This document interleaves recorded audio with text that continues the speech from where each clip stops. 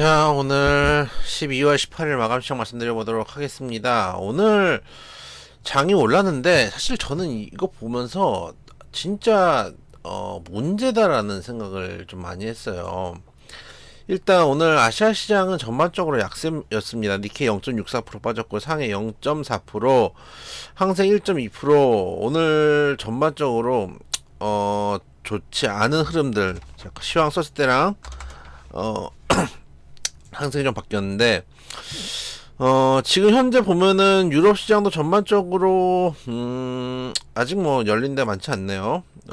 그렇고 그런데 어쨌든 우리 시장만 올라가는 이유 중에 하나는 그동안 뭐 이렇게 따를 수도 있죠. 지금 유럽 시장은 친고가 거의 다 왔고, 니케이는 뭐 친고가 넘어갔고, 지금 다우도 친고가 넘어갔고, 나스닥도 신고가를 향해 가고 있고, 상대적으로 우리나라만 지금 못 갔거든요. 전 세계에서 주요 시장 중에 우리나라하고 중국만 지금 못 가고 있으니까 갔다고 볼 수도 있지만, 그동안 올라왔던 코스피는 사실은 주춤했습니다. 0.13% 상승인데, 코스닥이 1.5%나 올라오니까 사실은 코스닥이 코스피를 끌어올린 거랑 마찬가지라고 봐도 무방하다라는 생각도 좀 들고, 그 부분을 우리나라만 올라갔으면 우리나라만 있는 이제 이슈를 봐야 되겠죠. 역시 주말 중에 나왔던 대주주 양도소득세 기준을 30억 내지 50억으로 완화할 수 있다라는 발표가 있었습니다. 아마 예상으로 내일 발표를 예상하고 있습니다. 내일 국무회의가 화요일 날에 있기 때문에 아마 내일 발표되지 않을까라고 지금 예상하고 있는데, 저는 대주주 양도소득세 완화가 절대 주가에 득이 되지 않는다라는 이제 말씀을 몇 번 드렸습니다. 길게 뭐 설명 안 드려도 될 겁니다. 결국은 이제 부자 감세하고 그 세수가 일반 투자자에게 전가될 수 있고, 일반 투자자뿐만 아니라 일반 서민들에게 전가될 수도 있죠. 일반 복지를 했던 게 줄어들고 있는 상황이고, 그리고 가장 걱정하고 있는 거는 내년까지 유예됐던 금융투자 소득세가 여기서 줄어든 세수를 메꾸기 위해서 더 이상 연장되지 않고 유예되지 않고 전면적으로 이제 개시될 수도 있다. 저는 이제 금융투자 소득세는 일반적으로 과세하는 거잖아요. 그렇기 때문에 그거를 좀 걱정하고 있는데, 일단 지난주에 추경호 경제부총리가 검토한 적 없다고 이야기했습니다. 추경호 경제부총리가 뭐 쓸데없이 거짓말 하지는 않았을 테고, 본인한테 일이 넘어온 적이 없는 거예요. 그래서 검토하지 않았겠죠. 뭐 검토하라고 했으면은 했을 테니까 지금 검토 중이다라고 얘기했겠죠. 근데 갑자기 몇 거래를 남지 않았습니다. 특히 다음 주에 원래 우리나라는 말일에 장이 마감되거든요. 근데 다음 주가 날짜를 보면은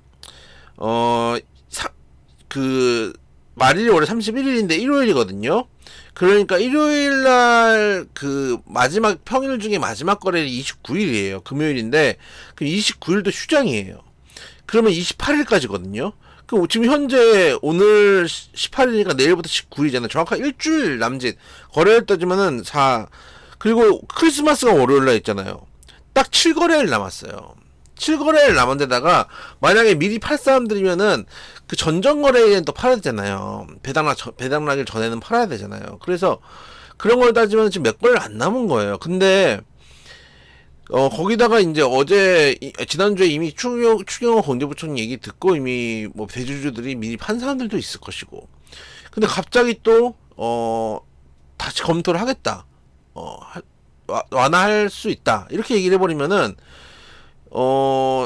제가 제일 우려하는 건 뭐냐면은, 얼마나 세수 관련된 부분에 대한 규정이 우습게 돌아가는 거냐. 왜냐면은, 대주주 양도소득세 완화를 저는 부정적으로 생각하지만 오케이 한다고 치면은 거기에 줄어든 세수는 얼마고 이 줄어든 세수는 어디에서 메꿀 것인가에 대한 시나리오가 나올 거 아닙니까? 얼마나 줄어들고 이거는 어디서 보충을 해야 되고, 이게 이제 세수가 걷어지면 이 세수를 들여가지고 하고 있었던 게 있을 거 아니에요. 그리고 이게 뭐 농특세도 있고 여러 가지 세목들이 있거든요. 그러면은 이거를 어디서 이제 그 재원들을 마련하는지가 검토가 미리 됐었어야 되는데, 검토가 전혀 되지 않은 상황에서 분명 검토하지 않는다고 했으니까 경제 관련된 부분이 아닌 대통령실에서 갑자기 태도를 변경하는 모양새예요. 그러면은 너무 주먹구구식이죠.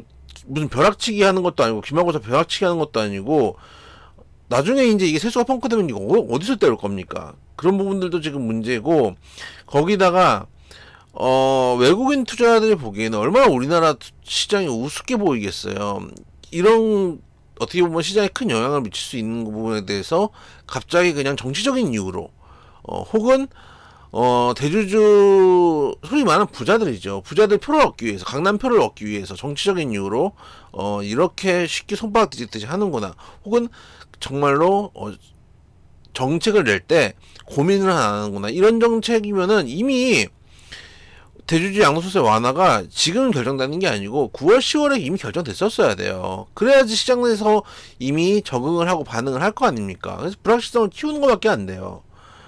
그래서 시장에 대한 신뢰가 상실될 수 있다라는 것들도 정말 저는 큰 문제라고 생각을 합니다. 그리고 오늘 올라갔는데 어차피 이 수급은 연초 되면 들어올 수급이에요.